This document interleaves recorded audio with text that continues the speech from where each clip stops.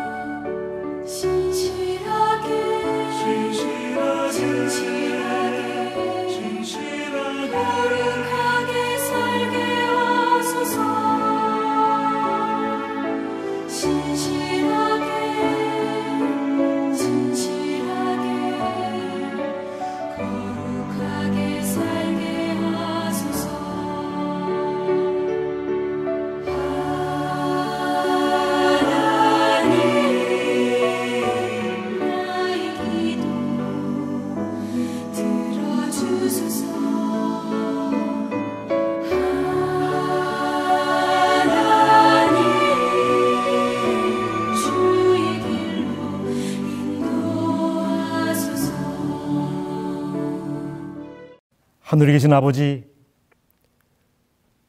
저희들 일주일 동안 세상에 살다가 하나님의 이름을 찬송하러 왔습니다.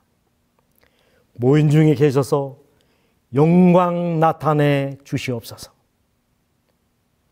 하늘에서 저와 함께 영원히 쉴 때까지 이 날을 지키게 하시고, 특별히 말씀을 통하여 세상이 줄 수 없는 평안, 세상이 알지 못하는 안식을 누리게 하여 주시옵소서. 예수님의 이름으로 기원합니다. 아멘.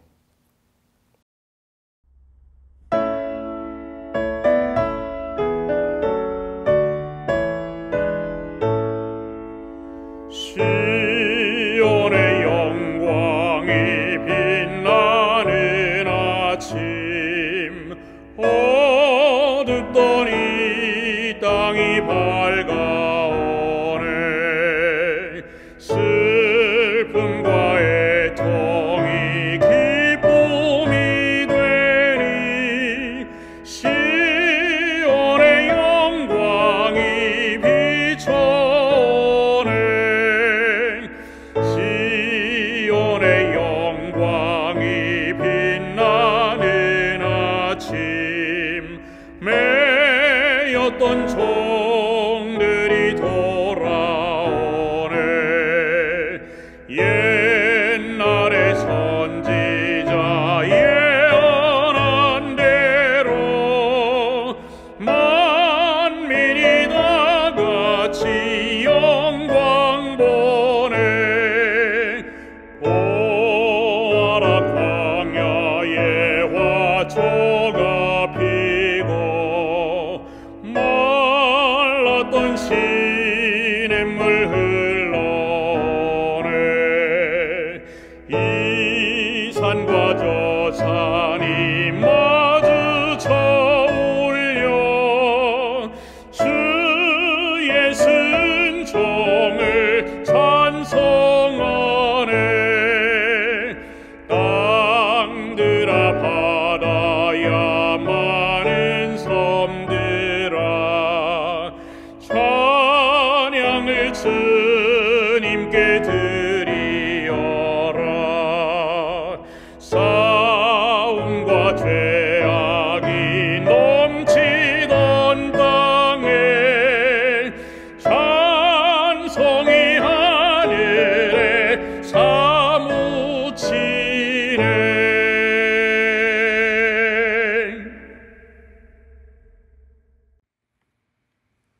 대표 기도는 최정민 사모님이 해주시겠습니다. 기도가 끝난 뒤에 다음의 기도 제목으로 기도해 주시면 감사하겠습니다. 코로나로부터 성도들을 보호해 주시기를 기도해 주시고, 성령 충만한 성도들의 삶과 생업을 위해 기도해 주시고, 하나님께서 주신 사명을 감사함으로 감당할 수 있도록 기도해 주시기를 부탁드리겠습니다. 하늘에 계신 사랑의 하늘아버지, 축복의 안식일을 허락하심에 감사합니다. 또한 아름다운 계절을 통하여 하나님의 사랑을 느끼게 하시니 감사합니다. 주님과 참된 교제를 나누는 귀한 안식일이 되게 하여 주시옵소서. 이 시간 온전히 하나님만을 찬양하고 경배하기를 원합니다. 우리의 예배에 임하여 주시고 성령 하나님 역사하셔서 말씀으로 새롭게 되어 우리의 삶이 변하는 귀한 시간이 되도록 인도하여 주시옵소서. 코로나로 인해 힘든 시간 속에서 우리 성도들 안전하게 지켜주시니 감사합니다. 여전히 불안과 죽음의 공포 속에 있지만 전능하신 하나님을 의지하며 믿음의 삶을 살도록 인도하여 주시옵소서. 특별히 육신이 연약하여 주님 앞에 나오기 힘든 영혼이 있습니까? 마음이 상하여 홀로 괴로워하는 영혼이 있습니까? 주님 헤아려 주시고 치료의 하나님이 그들과 함께 하시며 위로의 하나님이 어루만져 주셔서 육신이 회복되고 마음이 치유받아서 주님 앞에 참된 예배자가 되도록 은혜 내려 주시옵소서. 시작하는 시간입니다. 이 한 시간 우리와 함께 하시며 우리 안에 거하여 주시옵기를 예수님 이름으로 간절히 기도합니다. 아멘.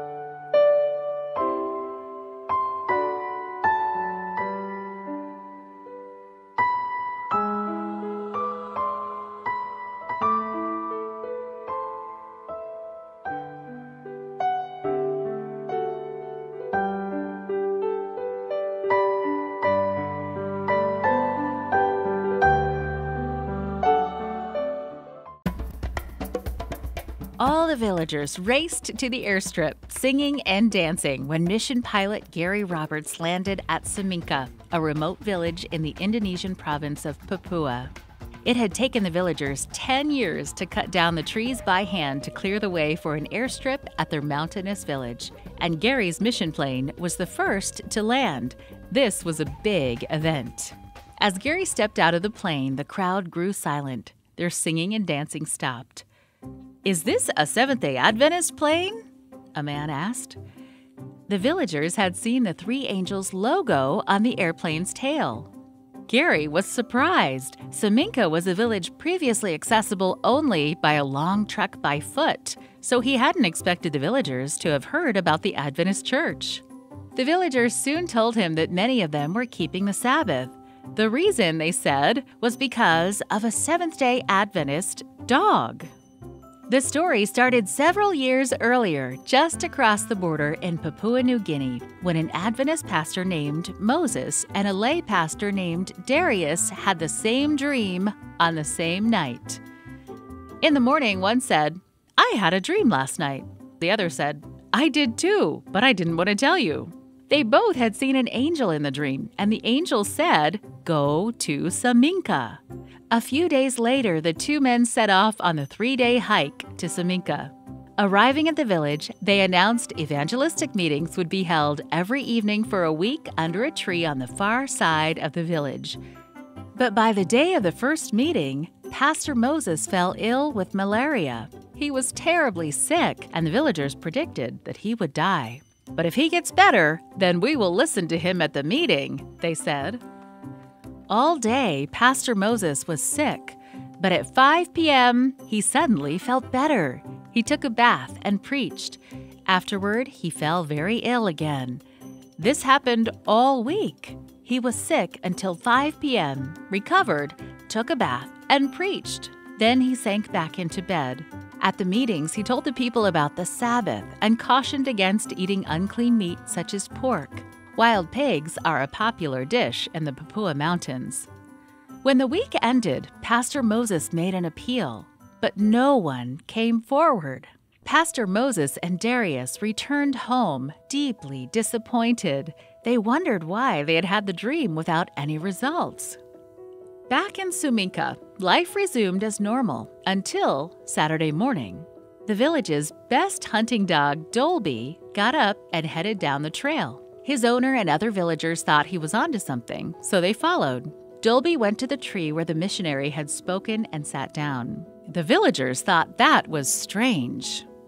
The next Saturday, Dolby did the same thing. He got up, walked over to the tree, and sat down. He refused to hunt on Saturdays. The villagers had noticed that Dolby had stopped eating pork, too. He refused to hunt for wild pigs and other unclean animals. Dolby has become a Seventh-day Adventist, one villager said. If he worships on Sabbath, we should too, said another. Many villagers began to keep the Sabbath and stopped eating unclean foods. Gary, the mission pilot, was so excited when he heard the story, and he later called Pastor Moses. The pastor was some distance away from Suminka, so he contacted Darius and told him to plan on spending a year at the village, teaching the people about Bible truths. Today, about half of the village of 200 adults and children worship on Sabbath, and 21 people have been baptized. Dolby still doesn't eat unclean food. The villagers say he is a very healthy dog.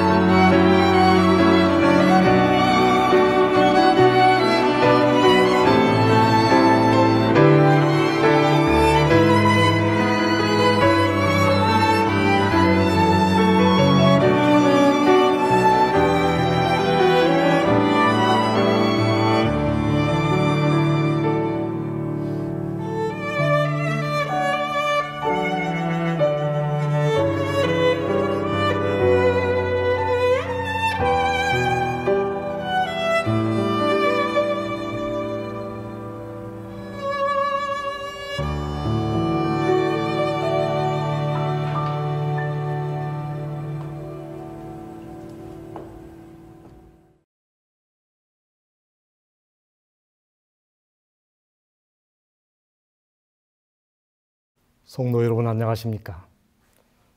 저는 이 안식일 사무엘상 2장을 중심으로 이 땅의 모든 아버지들에게 라는 제목으로 말씀을 드리려고 합니다.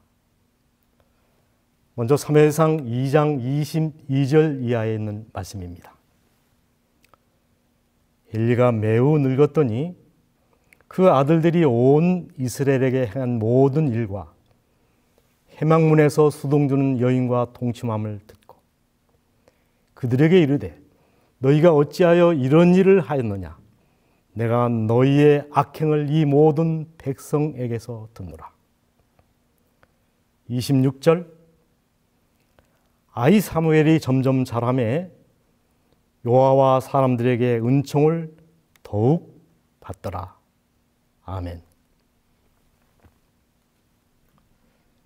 하나님께서 세우신 두 공동체가 있습니다. 하나는 교회이고 또 하나는 가정입니다. 구원을 위하여 교회가 만들어졌고 행복을 위하여 하나님께서 가정을 우리에게 허락하셨습니다. 오늘을 살아가는 현대인들의 가장 큰 비극이 있다면 하나님께서 세우신 이 두 제도를 가볍게 여긴다는 것입니다. 교회 생활을 적당히 합니다. 적당히 출석하고 적당히 헌신하고 그러면서 꼭 천국은 가고 싶어 합니다. 가정을 소홀히 여깁니다. 적당히 남편 노릇하고 적당히 자녀를 돌보고 그러면서 저들의 가정만은 절대로 행복하기를 바랍니다. 어림없는 얘기입니다. 가족 치료학자인 사티어는 가정은 사람을 만드는 공장이다 라고 말했습니다. 그래서 사단은 교회를 공격하고 신앙을 공격하기 전에 그 사람의 가정을 먼저 공격합니다. 가정이 깨어지면 신앙도 깨어지고 행복도 인생도 망가진다는 사실을 너무나 잘 알고 있기 때문에 그렇습니다.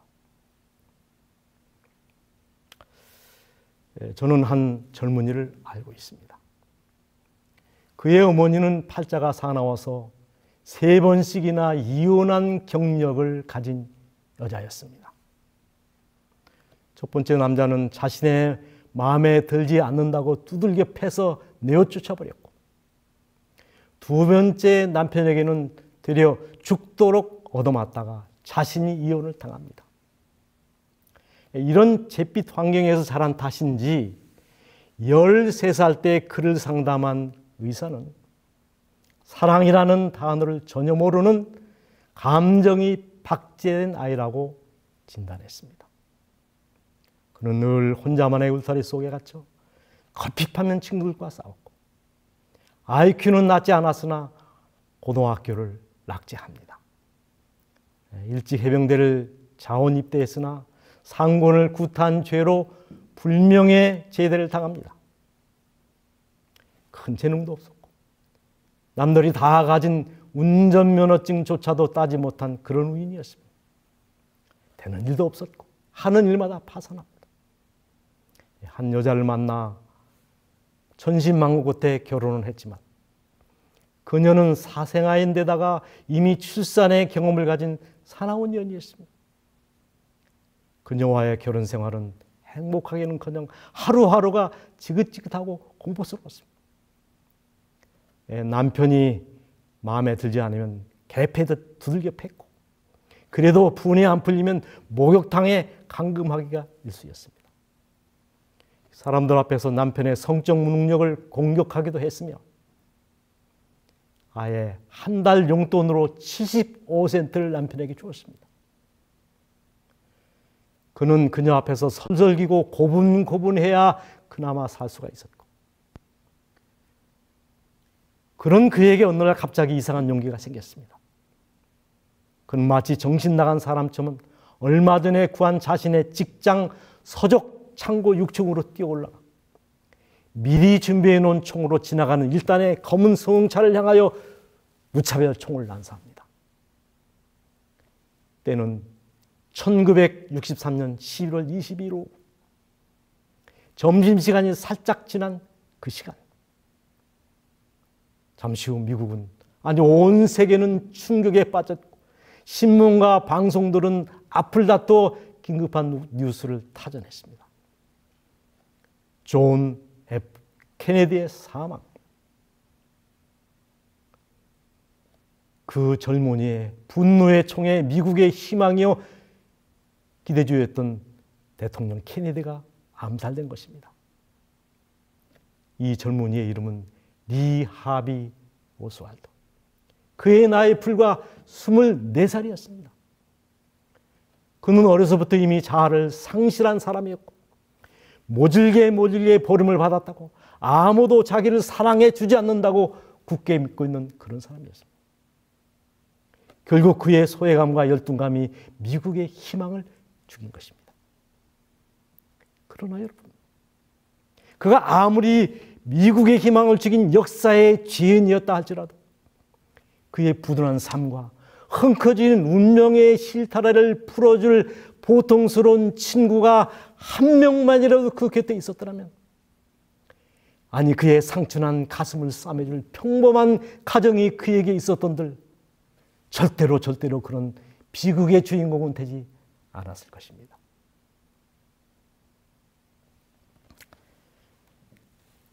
성장 과정과 교육적 환경만을 두고 말하자면 오늘의 주인공 사무엘은 리하비 오스왈드보다 훨씬 더 불황아가 될 가능성이 높은 사람이었습니다. 그 첫 번째로 조기 모태 이탈 교육의 문제였습니다. 사무엘상 1장 24절에 보면 사무엘이 실로 요아의 집에 나갔는데 아이가 어리더라. 심리학자들은 0세부터 12살까지를 직관사고기 혹은 심리적 노둔기라고 부르고 있습니다. 이 시기는 평생 그 사람의 인격과 사상의 기초가 놓여지는 매우 중요한 시기라는 겁니다. 보는 것을 사실 그대로 믿어버리는 시기. 그래서 그 시기를 몰딩 에이지라고 부릅니다. 어린이가 어려서 보고 들은 것은 마음에 깊은 호흡을 파기 때문에 훗날 어떠한 체험이나 교육으로라도 이 흠을 지우기는 매우 어렵다. 엄격한 훈련으로 고칠 수는 있으나 그 자극을 지우는 것은 거의 불가능하다라고 말씀하셨습니다. 그런데 사무엘은 젖을 떼자마자 부모의 곁을 떠나 제사장 엘리에게 맡겨집니다. 극단적 조기 모태 교육입니다. 이런 교육이 성공한 예는 거의 없다는 것입니다. 두 번째입니다. 그를 맡아 교육할 엘리는 이미 자녀 교육에 실패한 아버지였습니다. 부자 선지자에 있는 말씀을 제가 한 말씀도 첨삭하지 않냐고 그대로 소개하고자 합니다. 그는 자녀 교육을 아주 사소한 일처럼 생각했다. 엘리는 자녀들의 악한 습관과 정욕을 시정하는데 자기의 권위를 사용하지 않았다. 자녀를 나무라거나 배려하기보다는 그들의 뜻에 복종했다. 아버지로서의 의무를 회피, 저희들끼리 하고 싶은 대로 하도록 허락했다. 의무를 교육하는 일에 등한, 자녀들로 자신을 지배하도록 허락함으로 자녀의 신하가 되었다. 저들은 벌받기에 너무 어리다. 저희가 커서 사리를 판단할 수 있을 때까지 기다리자. 장차 그들이 크면 그들의 악한 성벽을 스스로 버릴 것이라고 혼자 믿었다 그랬습니다. 이 엘리는 신분적으로 가장 높은 지위에 있었으나 교육적인 면에서는 거의 무지하고 무관심하고 실패한 아버지였습니다.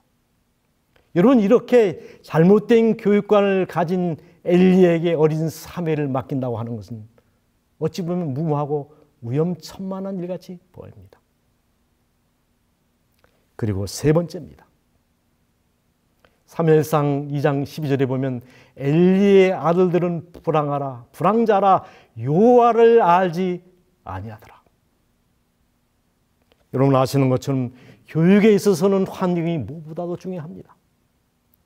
맹모 삼천지교라는 말이 그래서 생기는 것이지요. 어린 사무엘과 운명적으로 같이 살아야 할 형들 흠니와 비느하스가 이런 모양이었습니다. 심지어 회막문의 시종들은 여인들을 유혹하여 잠자리를 같이 하는 등 이미 도덕적으로 무너진 페르네 아들이었습니다. 흠니와 비느하스의 부패한 행위에 분개한 많은 백성들은 지정된 장소로 올라가는 것을 그쳤다. 함께 살아야 할 형들이 이 모양이었으니 사무엘이 무엇을 보고 배웠단 말입니까? 네 번째, 사무엘을 맡아 기를 엘리가 너무 늙고 고령했다는 점입니다. 엘리가 너무 늙었더니, 여러분 나이가 들면 너무 너그러워져서 지나치게 오냐오냐 받아두는 경향이 있지 않습니까? 엘리는 이미 자녀 교육에 실패한 아버지였고, 아니 자녀 교육 자체에 무관심한 아버지였습니다. 그리고 연영적으로도 너무 고령인 아버지였습니다. 그러므로 이런 모든 환경들을 종합하여 볼 때 엘리에게 맡겨진 사무엘은 문제아가 될 가능성이 100%입니다. 그러므로 성경이 정상적으로 쓰였다면 아마 이렇게 기록되어야 옳은 것 같습니다. 어머니 한나의 간절한 기대와 염원에도 불구하고 엘리에게 맡겨진 사무엘은 흠니와 비느하스를 본받아 시대의 불황아가 되어 그 어미 한나의 간장을 어지간히 녹이는 아들이 되었더라. 그러나 여러분, 우리는 이런 염려를 뛰어넘어 성경에서 경이로운 한 말씀을 만나게 됩니다. 사무엘이 점점 자라매 여호와 사람들에게 은총을 더욱 받더라. 놀라운 말씀 아닙니까? 진흙구덩이에서 장미꽃이 피고 검은 연못에서 신연꽃이 피듯이 그런 교육적 환경에서 어떻게 그런 고명한 인물이 나올 수 있었을까? 여러분, 그 첫 번째 공은 그 어머니 한나에게 돌려줘야 마땅한 것 같습니다. 사무엘의 초기 3년 동안에 그의 어머니는 그가 선한 것과 악한 것을 분별할 수 있도록 조심스럽게 가르쳤다 했습니다. 젖을 뗀 후 하나님과의 약속대로 냉정하게 아들을 실로에 있는 제사장 엘리에게 맡긴다. 1년에 단 한 차례만 아들을 만나기 위하여 실로로 올라갑니다. 극도로 절제된 사랑의 모습입니다. 그가 실로로 올라갈 때 1년에 한 번씩 실로로 올라갈 때 준비한 예복을 가지고 올라갔는데 그 예복은 올마다 그가 순결하고 고상하고 진실되기를 원하는 간절한 기도로 짜여져 있었다. 묻겠습니다. 무자였던 한나가 성전에 올라가 드렸던 기도가 더 간절했을까요? 사무엘을 엘리에게 맡긴 후의 기도가 더 간절했을까요? 한나의 아들을 향한 날마다의 기도는 그가 무자했을 때 성전에 올라가 술 취한 여인처럼 때를 쓰며 드렸던 기도보다 더 깊고 처연하고 간절한 기도였습니다. 기도하는 어머니는 망하지 않는다는 말처럼 기도하는 어머니에게서 기도하는 사무엘이 탄생한 것입니다. 그러나 여러분, 어머니 한나보다 사무엘 되게 한 공로는 놀랍게도 엘리에게 돌려야 한다는 것입니다. 사무엘은 엘리의 보호 아래에 있었으며 그의 상스러운 품성은 연로한 제사장 엘리의 뜨거운 애정을 끌었다. 사무엘은 친절하고 아량 있고 순종하고 공손하였다. 마음대로 고집하는 자기 아들로 인하여 상심한 엘리는 그가 맡아 보호하는 이 아이에게서 안식과 위로와 축복을 발견하였다. 사무엘은 유용하고 애정이 깊었습니다. 엘리가 이 젊은이를 사랑한 것보다 일찍이 자기 아이를 더 사랑한 아버지는 없었다. 엘리는 고령으로 허약해졌을 때 자신의 아들들의 방탕한 행위로 인하여 근심과 양심의 가책으로 충만하였으며 위안을 얻으려고 사무엘에게로 향하였다. 자녀 교육의 실패로 인하여 양심의 가책을 가지고 있었던 엘리가 자신의 교육적 태도를 바꾸어 사무엘을 하나님의 마음으로 극진히 교육한 결과였다는 것입니다.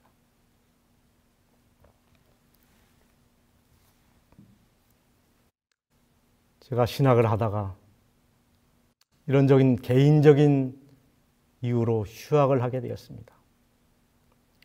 그 어간에 충청도에 있는 시골교회를 섬기게 되었는데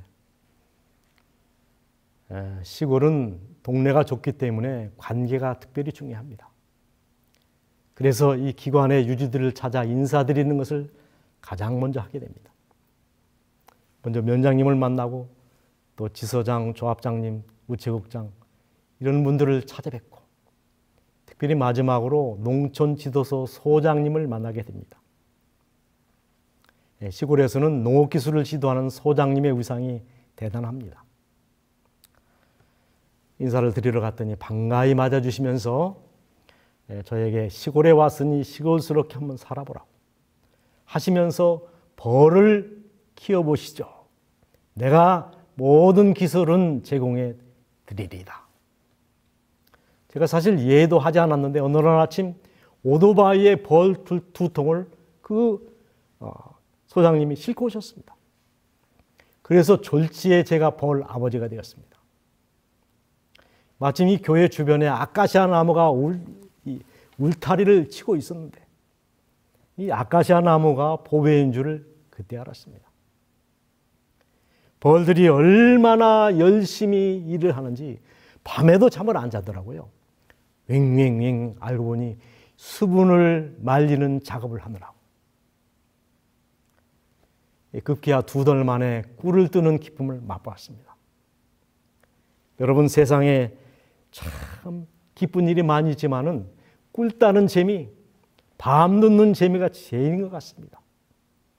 제가 벌 2통에서 여러 병의 꿀을 땄습니다.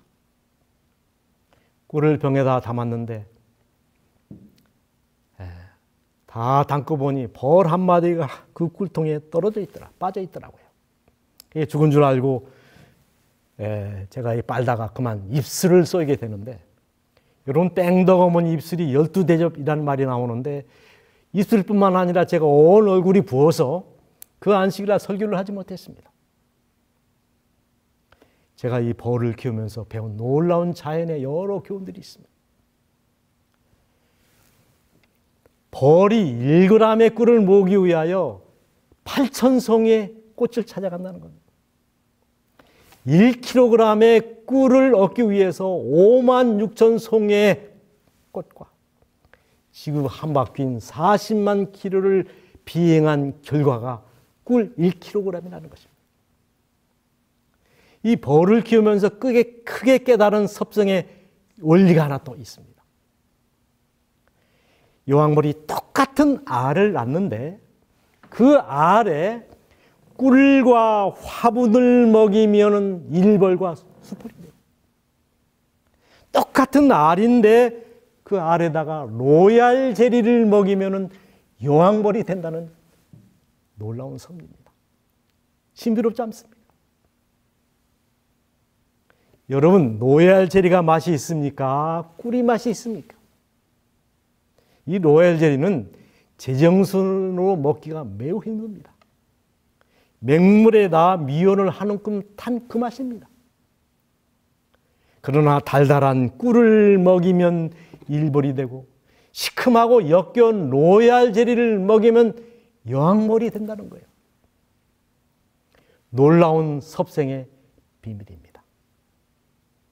전 우리 재림교회가, 아니 성경이 음식 문제에 관하여 그토록 중요하게 가르치고 강조하는 이유를 벌을 키우면서 똑똑히 배웠습니다. 자녀들이 원하는 달콤한 꿀만 먹임으로 자녀 교육에 실패했던 엘리가 자신의 태도를 바꿔서 사무엘에게는 고도의 로얄 제리를 먹였던 것입니다.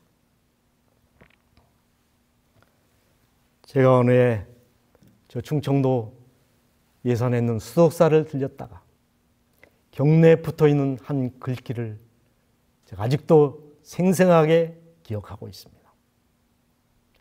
밉다고 버리면 풀 아닌 것이 없고 곱다고 가꾸면 꽃이 아닌 것이 없다.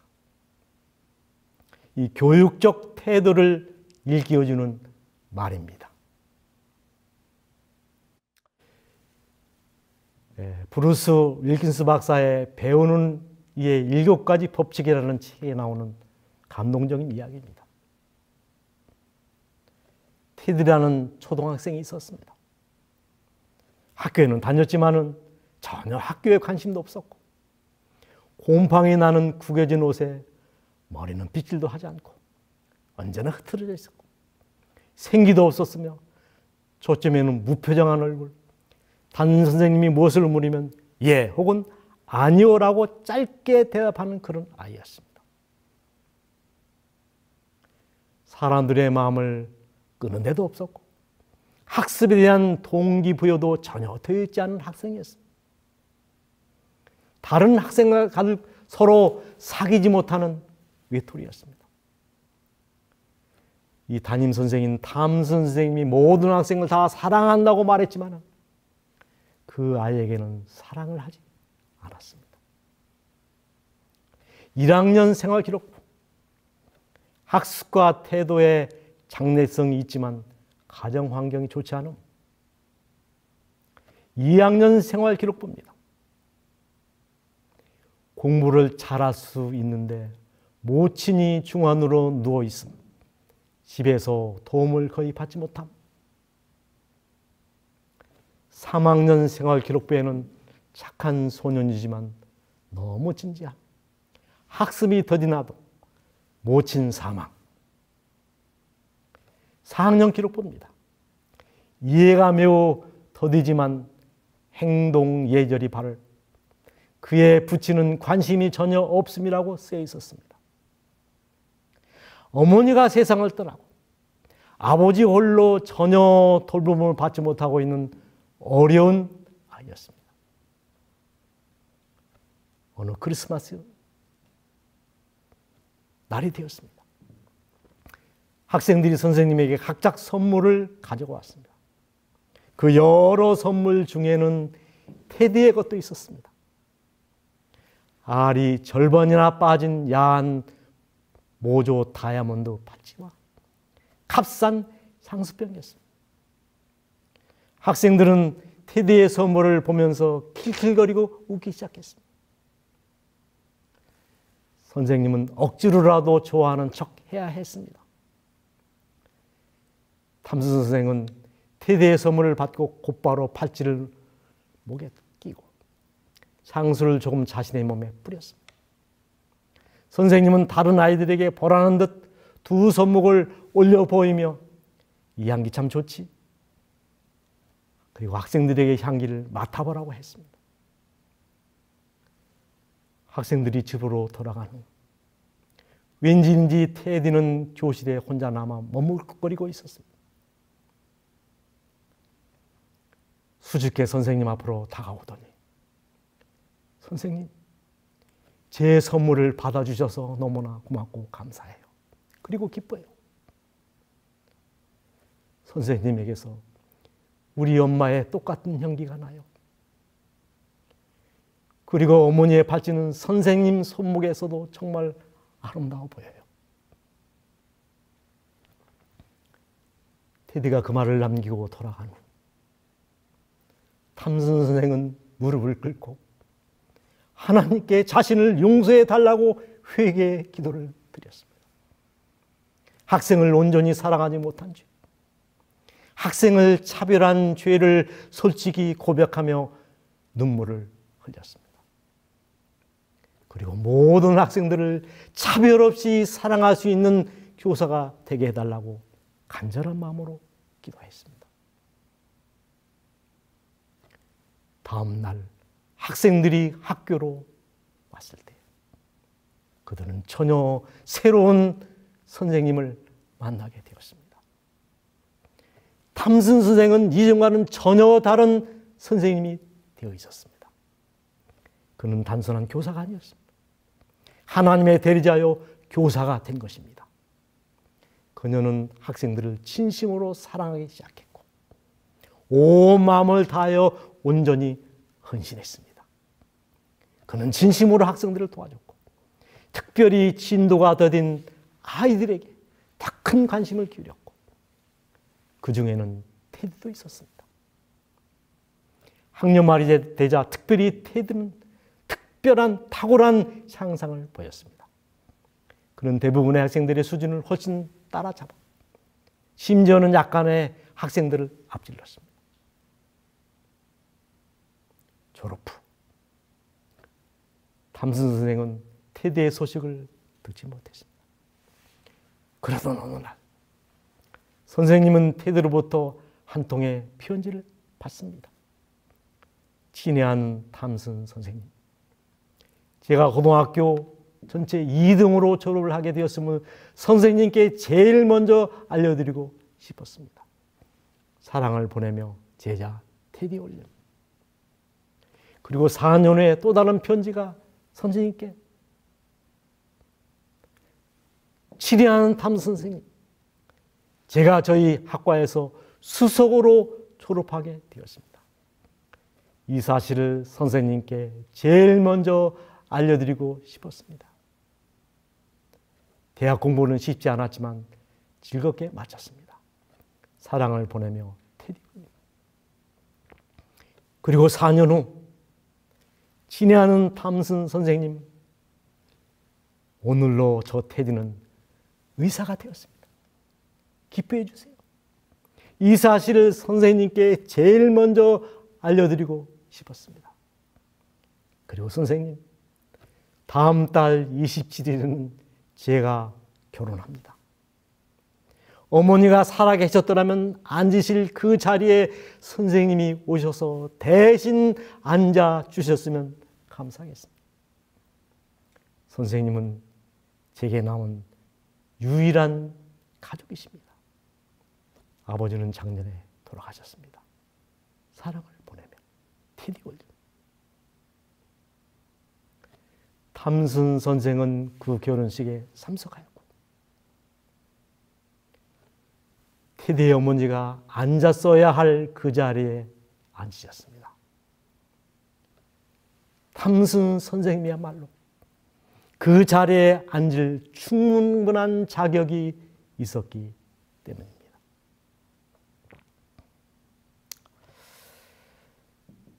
누군가 살면서 마음대로 안 되는 두 가지가 있다고 고백하는 소리를 들었습니다. 운전입니다. 그 두 번째가 자녀 교육. 맞는 말씀인 것 같습니다. 자녀의 교육처럼 어려운 것이 없는 것 같습니다. 그런데 희망은 남아 있습니다.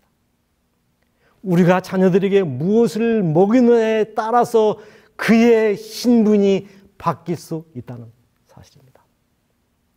꿀을 먹이면 일반 벌이 되지만 로얄 젤리를 먹이면 왕벌이 될 수 있다고 하는 섭생의 진실.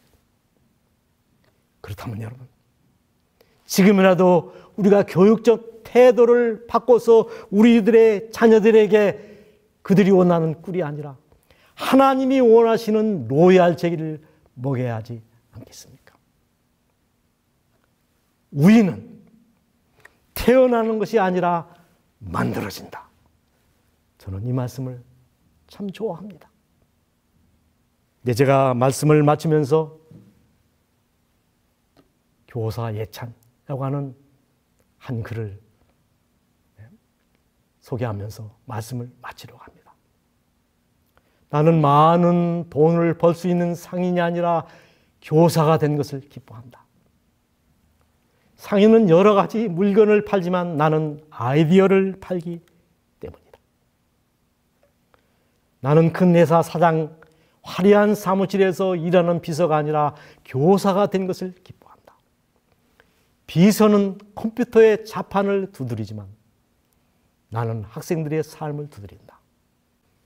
나는 디자이너가 아니라 교사가 된 것을 기뻐한다. 디자이너는 건물의 안과 밖을 조화롭게 균형을 이루는 일을 하지만 나는 손으로 만들 수 없는 마음의 성전을 조화롭고 균형 있게 만들기 때문이다.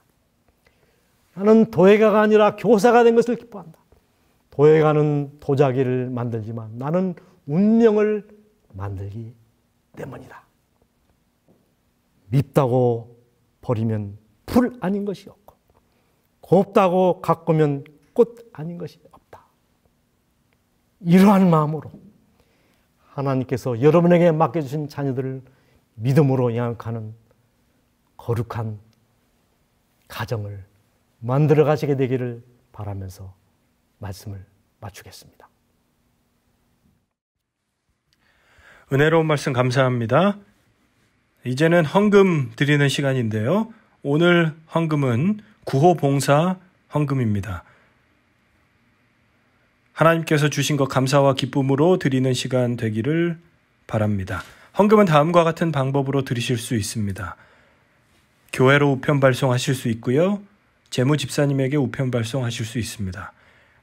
안내되는 주소로 발송해 주시면 되겠습니다. 그리고 온라인 헌금으로 드리실 수 있습니다.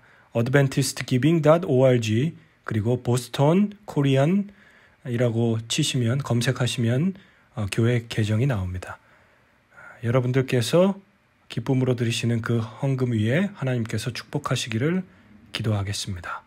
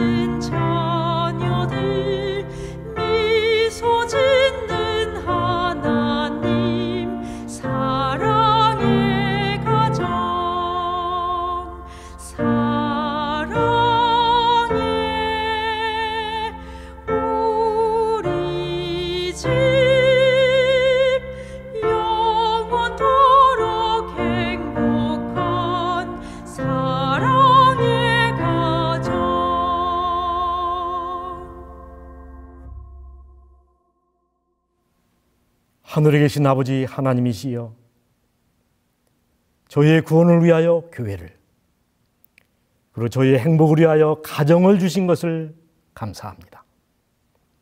하오나 저에게는 가정을 지키고 자녀를 가르치고 교육할 근본적인 힘이 없사오니 이 일을 잘 감당할 수 있는 믿음과 지혜를 허락하여 주시옵소서. 교육의 투자가 가장 큰 이윤을 남기고 교육사업은 구석사업이라고 말씀하셨사오니 지금부터라도 우리의 자녀들을 주의 교훈과 훈계로 기르고 영역하게 하셔서 부모로서의 소명, 사명을 온전히 이룰 수 있는 지혜로운 부모들이 다 되게 하여 주시옵소서. 교회와 가정의 창시자이신 예수 그리스도의 이름으로 간절히 기도하옵나이다. 아멘.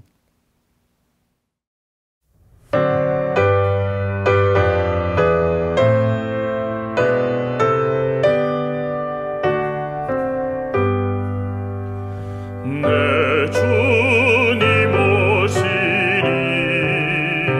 확실히 오시리 내가 공중에서 주를 만나겠네 내 구주 예수